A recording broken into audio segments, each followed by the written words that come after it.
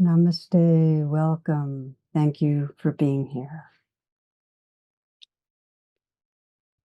I'd like to begin with one of my favorite stories. It's about a couple who are from the Northwest and they decide to go to Florida to thaw out during a particularly icy winter. And they plan to stay at the same hotel where they spent their honeymoon 20 years earlier. And because of their hectic schedules, it was decided that the husband would leave a day earlier, and he flew to Florida on Thursday, and his wife's going to fly down on Friday. So he goes down there and he checks into the hotel and he decides to send an email to her. And accidentally, he leaves out a letter in her email address and then just sends it without realizing the error. Meanwhile, somewhere in Houston, a widow just returned home from her husband's funeral, and he was a minister who was called home to glory, following a heart attack. So the widow decided to check her email since she was expecting messages from relatives and friends. And after reading the first message, she screamed and she fainted. So her son rushes into the room and finds his mother lying on the floor, and he saw the computer screen, and this is what was on it. The email subject line said, "To my loving wife," and the subject said, "I've arrived." I know you're surprised to hear from me so soon. It was a quick trip. I've just arrived and been checked in. I see that everything has been prepared for your arrival tomorrow. Looking forward to seeing you then. I hope your journey is as uneventful as mine was. P.S. Sure is hot down here. We spend so many moments living in a emotional reaction to our ideas about the world, about what's happening. And they might or might not be a useful reflection of what's real. Most of our thoughts are fear-driven and they keep us worried.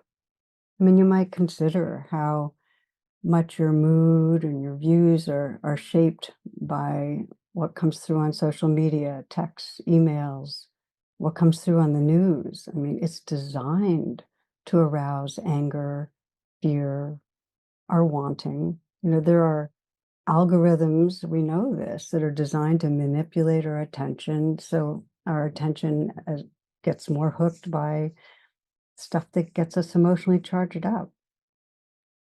In our current world, the speed of our world, the actual pace of change, the fire hose of information, it's increasingly difficult to calm down, to quiet our limbic brain, to come into open-hearted presence. The writer Annie Lamott says, almost everything will work again if you unplug it for a few minutes, including you. We need to unplug from devices, but also from that reactive cycling in our body-mind that keeps us leaning ahead and tensing against what's around the corner. So today's reflection, and this is really a part 2, is on cultivating equanimity, which is a spacious, non-reactive, open presence. I've been describing it in the term a heart that's ready for anything, which comes from a Buddhist master. It's a description of a heart that is ready for whatever and therefore allows us to be fully here in this moment, loving, creative. So by way of a brief recap, in case you missed last week, the Buddhists describe the divine abodes, the places of homecoming, in terms of loving kindness, compassion, joy, and equanimity. So equanimity is the fourth of them. And as you explore these abodes, these dwelling places of the divine, what becomes clear is that equanimity, that openness, that spacious presence actually is what makes the other expressions of love possible. So equanimity is our nervous system when our limbic brain is not activated. Its parasympathetic nervous system is on, which correlates with feeling nourished and relaxed and having an open focus of attention. And as we know, we spend the major swaths of our life to different degrees activated, where our system is tense, where our attention's more narrow and fixated.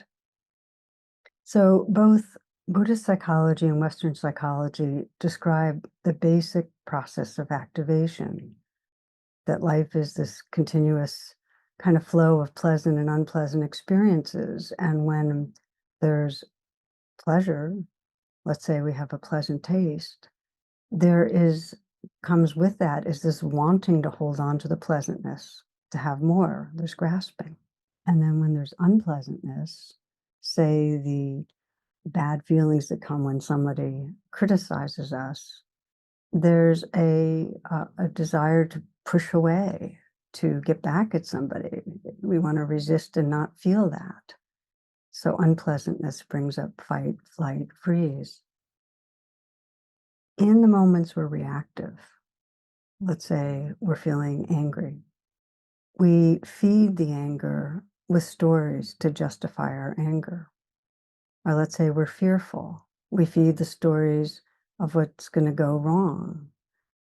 Or let's say there's craving for a drink of alcohol. We might say to ourselves, well, I'll feel better if I just have one. One won't hurt.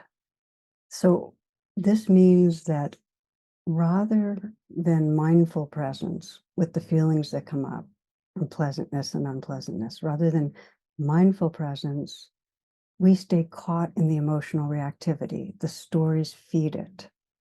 And often, if we start to investigate, they're really stories that are designed to protect us from feeling wrong or bad. Some years ago, I came across this. This is a description of how people respond to accidents on their insurance forms, because there's a question saying, what's the reason for the accident? And I just want to share a few with you. Going to work at 7 a.m. this morning, I drove out of my drive straight into a bus. The bus was 5 minutes early. Another, I pulled away from the side of the road, glanced at my mother-in-law, and headed over the embankment. The other car collided with mine without giving warning of its intention. I collided with a stationary truck coming the other way. I was on my way to the doctor with rear end trouble when my universal joint gave way, causing me to have an accident. And just a couple more. I was thrown from the car as it left the road. I was later found in a ditch by some stray cows. My car was legally parked as it backed into another vehicle. I was backing my car out of the driveway in the usual manner when it was struck by the other car in the same place it had been struck several times before. The point here is, instead of presence or equanimity when stuff comes up, in many moments, we wrap it with and are living in defensive stories, blaming stories, worry stories to help us feel, we worry to help us feel actually more prepared. So last week, we explored the path to equanimity through mindful contact with what's arising. And this talk will continue a bit more on this path of how to bring mindful presence to what's arising. And we'll also explore two other pathways to equanimity. One is remembering impermanence, and one is remembering love. Okay, so the pathway of mindful presence. Let's just practice for a few moments to get grounded and embodied in this.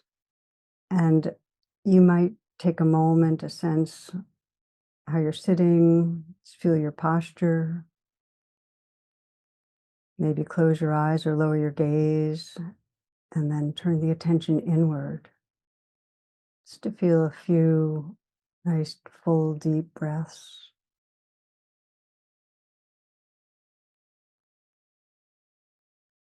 And the intention of this practice is cultivating that heart space that can include what's here without reacting.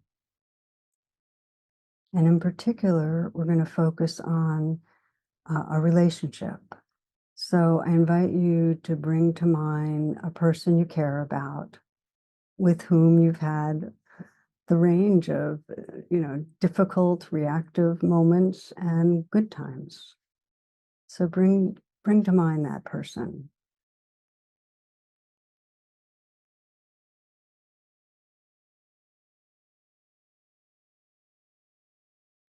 And then bring to mind an example of a situation where it was unpleasant, where you did react. Perhaps it was a time where you were feeling judged or where you felt intimidated or fearful or angry or hurt. Somehow or other, their behavior or the interaction brought up unpleasantness, aversion. And the more you actually go right into a situation and let yourself get in touch with the unpleasantness.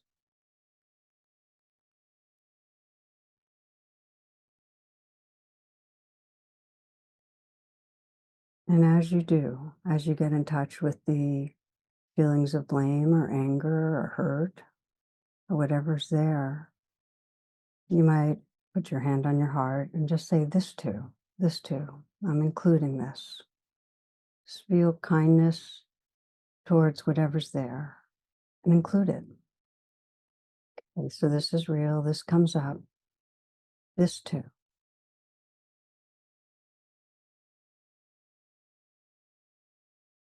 So you're letting it be. And just get a sense of yourself when you're letting be what's here. You're letting the wave be part of the ocean.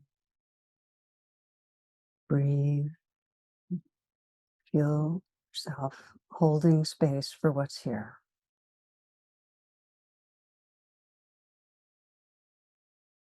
And then bring to mind a situation with this person that was very gratifying, where it was pleasant, where there was connecting, maybe fun, humor, appreciation exchange,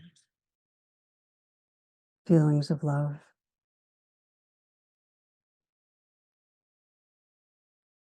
And again, let yourself get really in touch with it. And just as you did before, as you feel it, the pleasantness of it, this too, including it. These are waves in the ocean. Let yourself feel it. And sense your own being when you're including this too.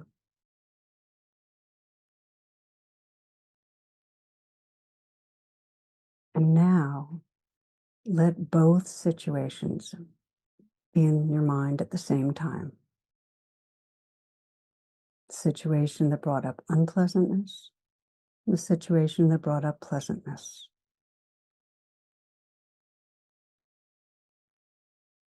And sense the ground of awareness, the kindness that can include all of it.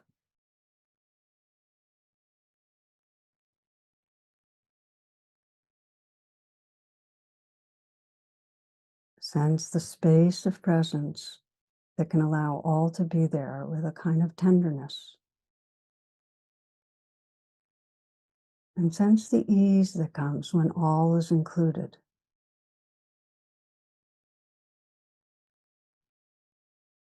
Spacious, accepting, at ease. The poet Dorothy Hunt writes, "Do you think peace will come some other place than here? Some other time than now? In some other heart than yours? Peace is this moment without judgment. That is all. This moment in the heart space where everything that is welcome." In these final moments, just imagine this heart space where everything that is welcome. a heart that is ready for anything, a heart space that includes the pleasant, the unpleasant, a heart space that's intrinsically free.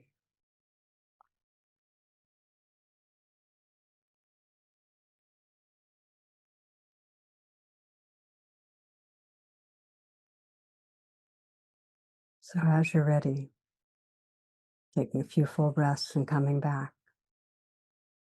And I hope that gives you a little bit of a taste of the power of equanimity, that you're really inhabiting a spacious presence that lets the unpleasantness and the pleasantness be there.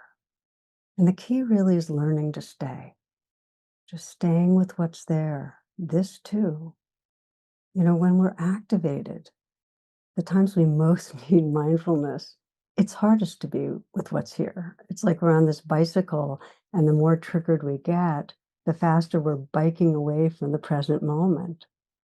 So the pathway to equanimity is to stop pedaling, stay with our experience, this too, and this, and this, no matter what.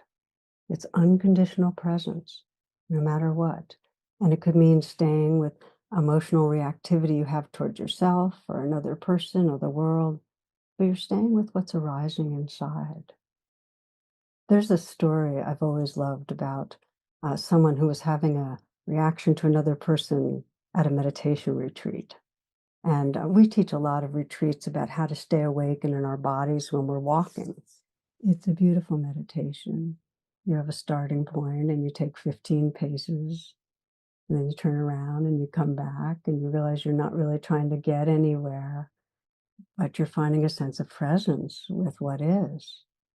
So one woman really didn't like walking meditation. She was having difficulty with it, and she was actually assigned by one teacher to stop sitting and do a whole day of walking meditation. And they negotiated and agreed on a half day. So after it was over, she wrote a note to describe what happened, and I want to read you this note. Long walking meditation all morning. Assignment completed. Thank you. Now I can meditate while moving. I thought I might discover why I've been so resistant to it, but no, circumstances taught me something else instead. I chose to walk in the annex walking room because it's small, beautiful, and usually quiet. Today, however, it was noisy as hell. There was some guy in there walking as the little engine that could, wearing noisy boots. Well, I thought, surely he'll be gone when the walking period ends. No such luck. This madman pounded his way through an hour and a half, except when he paused to drink or remove a noisy layer of clothing. I tried metta, that's loving kindness. Surely he must have a lot of pain to be so driven. Then I realized I wanted to kill the SOB. I stood there noting, hate, hate, this too, this too. Later, I stood in the middle of the room and wept, tears, tears, this too, this too. Then I got to the point that I realized that whatever problem he had was his, not mine. After that, I got quiet, and he was just sound. And so I walked and breathed, and he paced and pounded, and pretty soon it was all the same to me, his noise, my breath, the movement of my body. After an hour and a half, he left, and it was incredibly quiet, which was different, but not as much better as I had expected, mostly just different. Thank you. That's the note. Our suffering is that we want life different than it is right in this moment. If it's different, then I'll be okay. Often we want ourselves to change, then I'll be okay. Our body, our personality, our behavior. Or we want to change another person and then things will be okay. Or change the world. The only true freedom is this space of equanimity that says this too. This heart space that welcomes the moment, that's at peace with the moment. And as I emphasized last week, in case you're thinking, yeah, but how are we going to ever fight for the changes we need to have in this world? It's that presence, that capacity to say this too and honestly contact what's here without pushing it away, that actually gives rise to the actions in the world that actually can transform. Okay, so the first gateway that we're exploring together to equanimity is unconditional presence, learning to stay no matter what. This too, including resistance to the discomfort. We might say unpleasantness and say this too, not liking it, wanting it to go away. This too, everything can be included. The second pathway to equanimity is impermanence. And if you've lost a loved one, if you've gotten a life-threatening diagnosis, you've probably noticed that when we really register the truth of this changing world, it puts everything in perspective. We're living in a larger reality. We're more intimate with the truth of living and dying, and usually more open and cherishing the moment.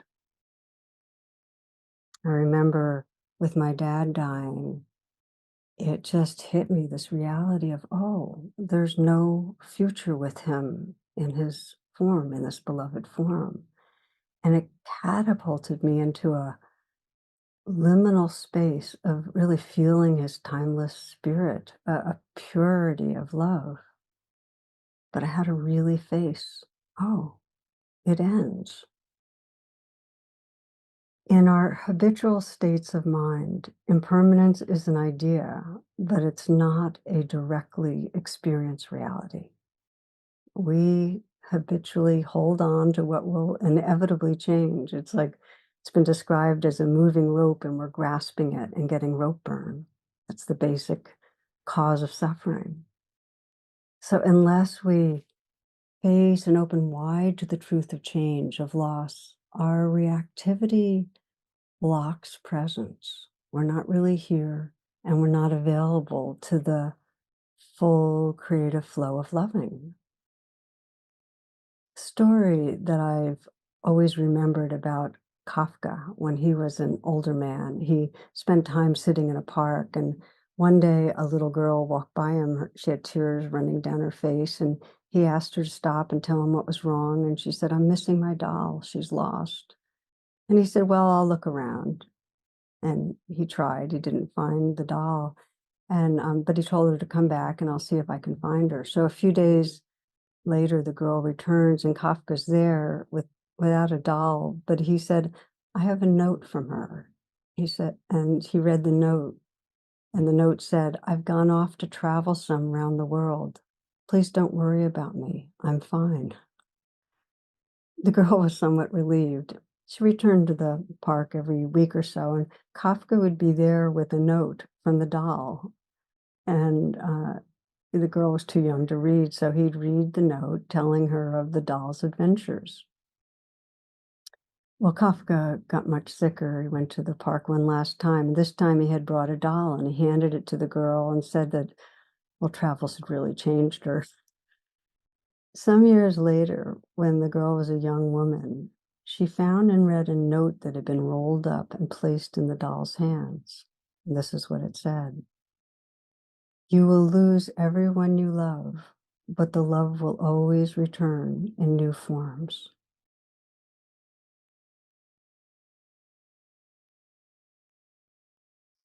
When we open to the truth of change without resistance, we come to realize the changeless light and love that shines through all. We're available to the love that lives in all beings. We can inhabit this heart space that welcomes whatever comes and goes. And this remembrance, it really translates into how we move through our ordinary day, how we relate to all the parts of our life that are coming and going, our work, our home, our possessions. Buddhist master Ajahn Chah, he would hold up a glass and he'd say, "Do you see this glass?" He'd say, "I love this glass. It holds the water admirably. When the sun shines on it, it reflects the light beautifully. When I tap it, it has a lovely ring. Yet for me, this glass is already broken. When the wind knocks it over or my elbow knocks it off the shelf and it falls to the ground, shatters, I say, of course. But when I understand that this little glass is already broken, every minute with it is precious. Can we feel that? Can we sense the fragility and the fleetingness, of a sunset or of our child's youth, the laughter of a dear one, the sound of the rain?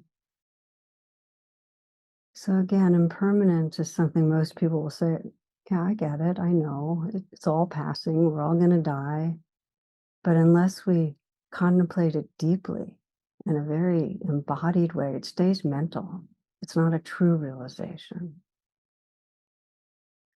Thich Nhat Hanh teaches about a hug. I remember the first time I was at a retreat with a very dear friend and teaching colleague, Luisa Montero Diaz, and this is probably 40 years ago, something like that. We went to a retreat with him, and at the end of the retreat, he'd have us get into pairs, and Luisa and I did this together. And you're supposed to look at each other, look into each other's eyes, and then hug each other. And as you're hugging, you really feel the other person is very real. You're breathing and hugging with your whole body, and both people reflect. You do 3 breaths. On the first breath, I'm going to die. The second breath, you're going to die. And the third is, and we have just these precious moments.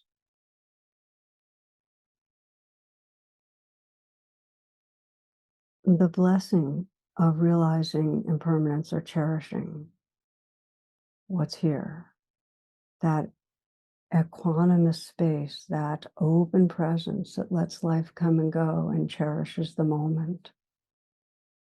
You can explore this as you do the reflection based on this hugging meditation.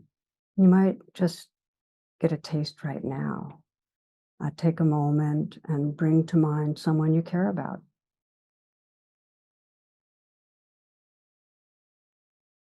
And just imagine looking in their eyes and they're looking in your eyes.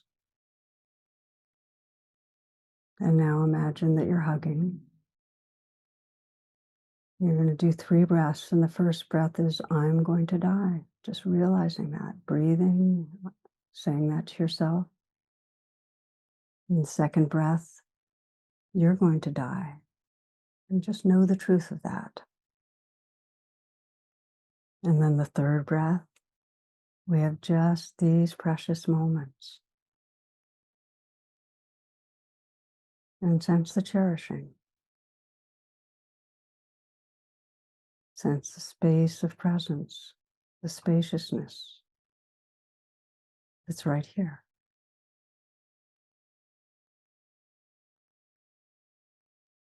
Okay, so we've talked about the gateways of unconditional presence, of remembering impermanence. The divine abodes that I've been mentioning, loving kindness, compassion, joy, and equanimity, the first 3 actually become gateways to equanimity.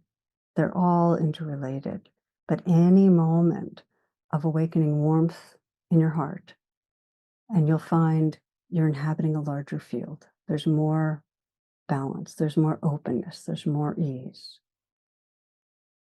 Jonathan and I, my husband and I, have a mutual friend who went through a very long, painful separation and then a difficult divorce. And during one conversation Jonathan had with him, our friend was saying that he was, how angry and upset he was with his wife or his to-be ex, um, how hostile she was being, how she was she was all legal and there was no room for mediating, how much it was costing them. He just felt like she was dragging them both through hell. And so Jonathan invited him into a short practice, and he asked him just to tell him what in his life that's going on right now that he was grateful for. And he said, "Oh, well, I have this deepening connection with my teens." And he described that, and Jonathan had him pause and feel the goodness of that and his gratitude for that. And then he said, "And there's this friend I've had for many years, a woman who we have a really deep connection, and she could be the one, you know." And again, he had him feel the gratitude for that and embody it and let it just really fill him. And then he talked about his work and how incredibly creative and rewarding it was. And again, feel that gratitude, let it fill you. After that, Jonathan invited him to go back to bring to mind the situation with his wife and just sense how he was holding it. And he pretty quickly just said, "Oh, she's really hurting. I have to walk through this with as much kindness as possible."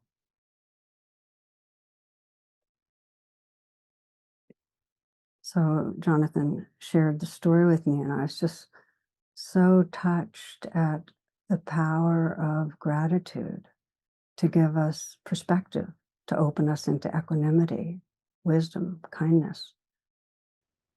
So we're exploring the different ways of cultivating equanimity. The gift is that we then can respond to situations from our most awake, creative, loving place inside.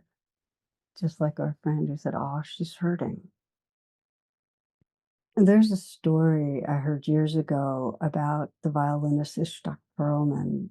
And this may be partly fabricated, but the message is so true and powerful. I want to share it.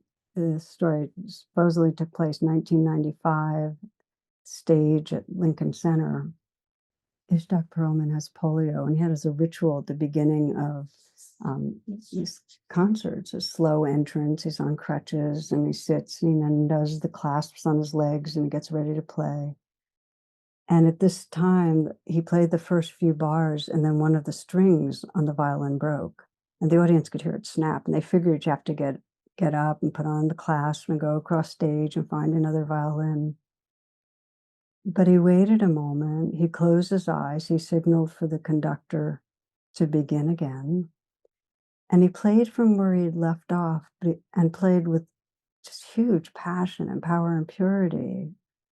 And most would think it's impossible to play symphonic work with just 3 strings, but he didn't assume that, and people say they could see him modulating and changing or recomposing the piece in his head, and when he finished, there was this awesome silence in the room, and then people rose and burst out in cheers, and it was just an extraordinary outburst of applause from every corner of the auditorium. And he smiled and he wiped the sweat from his brow and he raised his bow to quiet everyone, and he said, and this wasn't boastful and quiet, maybe pensive or reverent tone, "You know, sometimes it is the artist's task to find out how much music you can still make with what you have left."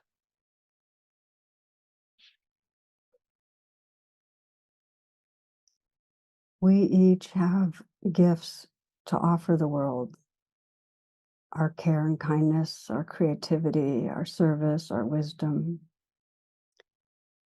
and the capacity to come home to equanimity, to this open presence. It lets us find out how much music we can make. It lets us love without holding back.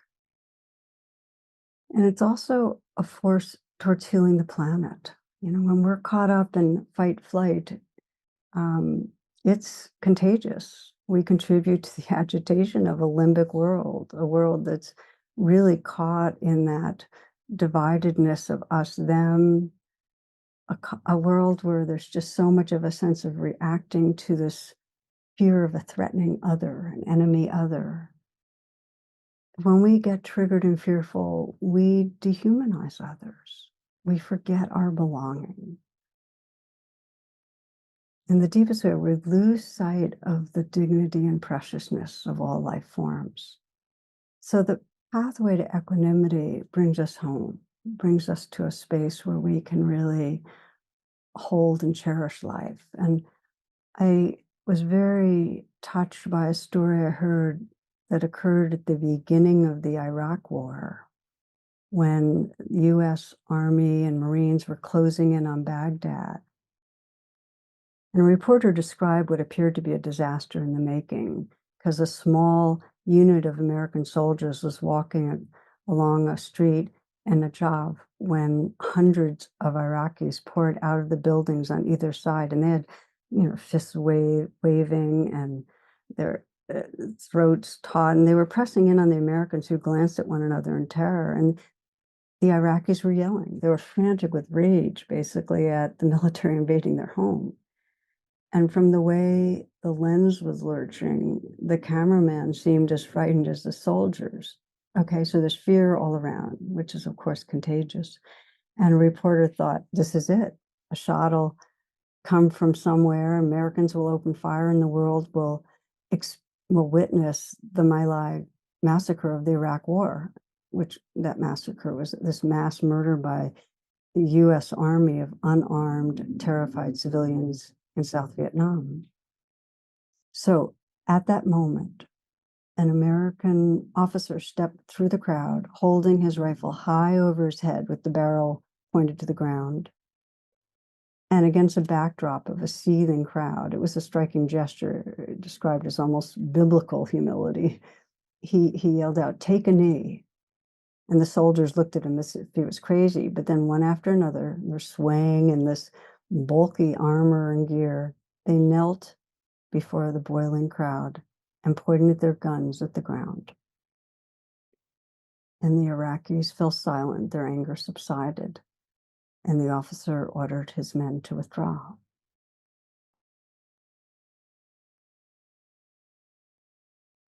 I think that moves me so much because there's so much horror that we're bearing witness to in today's world of that sense of the enemy is not human and that it's okay to slaughter. And we're just seeing it around the world in different places. And just to sense that possibility, the ripples that can happen when even a few can access a wise presence, that equanimous presence, and lead with respect and care towards others. It reminds us that we are family. We are kin. We belong together to this living web.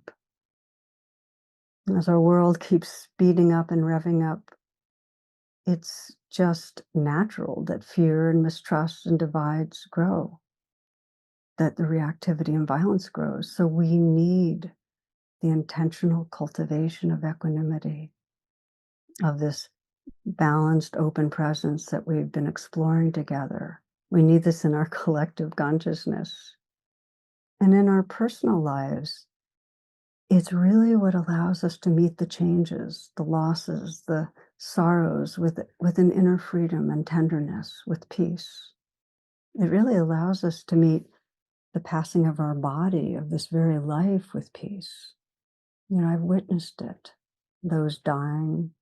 I've witnessed that quality of sacred presence, a heart that's ready for anything, and the peace it brings.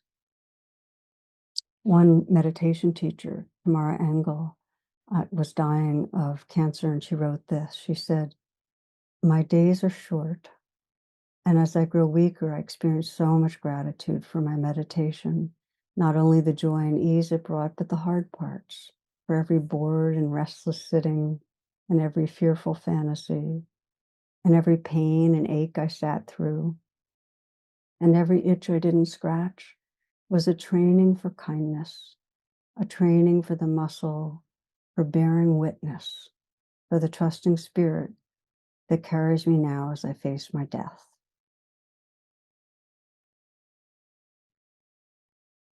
I've been talking about how equanimity allows us to meet the challenges with a more non-reactive, open presence. It also helps us meet the joys. In the last reflection a week ago, I shared this from William Blake, and I want to read it again. He who binds to himself a joy does the winged life destroy. He who kisses the joy as it flies lives in eternity's sunrise.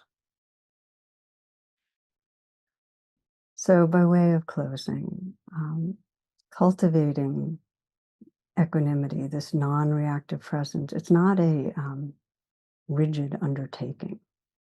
It's really more a process of deepening our listening, of a receptive attention that then can remember just say this too. Okay, and so this is what's happening. Now, this. It's that heart space that welcomes. There's so much beauty and mystery and love in the world. And when we're reacting, including when we're striving to get somewhere else, we're not here. We miss so much. The Zen poet Ikkyu, every day, priests minutely examine the Dharma and endlessly chant complicated sutras. Before doing that, though, they should learn how to read the love letters sent by the wind and rain, the snow and moon. With equanimity, we're here for those love letters, for the amazing goodness that is available in the simplicity of the moments. So let's close together. We'll do a short reflection of equanimity as that weave of presence and love. You might take a moment to arrive. Feel the movement of the breath. Feel this breathing body.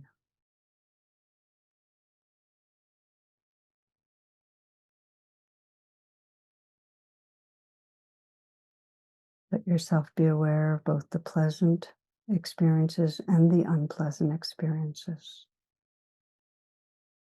This too, and this, and this. Sensing the quality of receptivity and presence.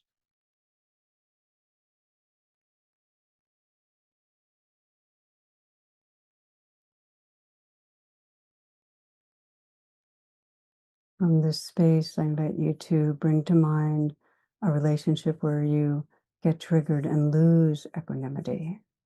And not to choose something that's like a 10 out of 10. Choose something where you just know you get off. It might be losing your temper and getting impatient with a child, launching into criticism with a partner. So have that situation in mind.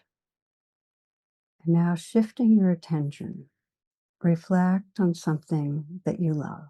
Could be a person, could be a place, could be an activity, something you love that you really appreciate. And as that person or place comes to mind, just sense what most brings up that sense of loving.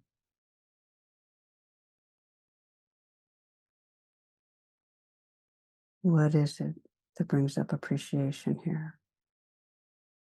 That tenderness. Just feel your heart. And you might mentally whisper, thank you. And if it's a person, include their name.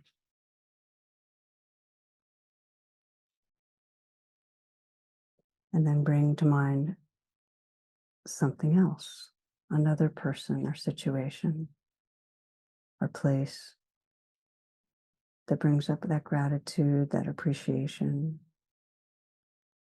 that feeling of loving.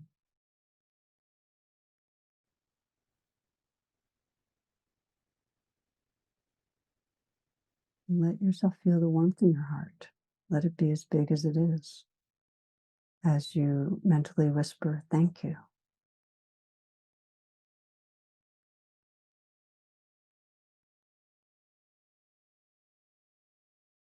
And one more, other person that you love, place that you love.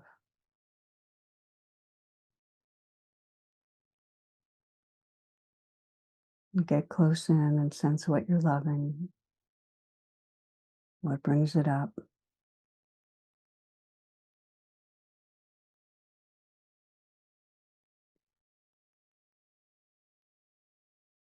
mentally whispering, thank you.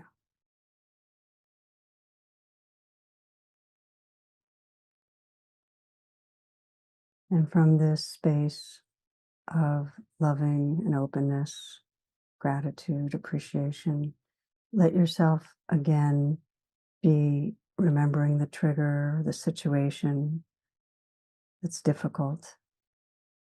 Let the reality of that be here, the frustration or hurt or judgments, and just notice what happens when you're witnessing it, holding it from a larger space, from more of a fullness of being.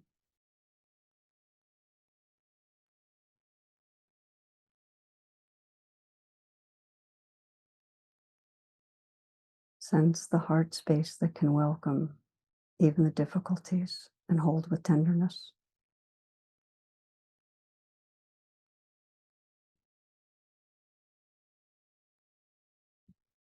And just paying attention to that heart space, that edgeless, open space of tenderness and what it means to welcome whatever arises,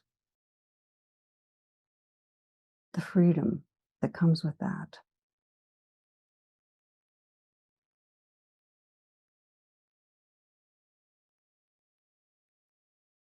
Knowing this heart space as a true home, more true than any story. And once you know the way, you can return again and again, living from the truth of what we are.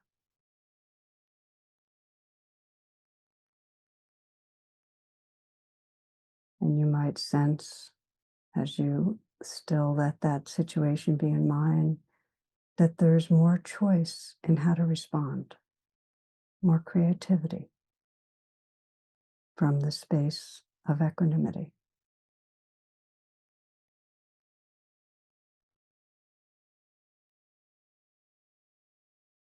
May all beings find a path of homecoming. May all beings realize the love, the light that's our true being. May we live from that loving presence, that spaciousness, that heart space. May it bring healing and justice and peace and compassion to our world. Thank you, friends, for your beautiful hearts, for your presence. Love to each.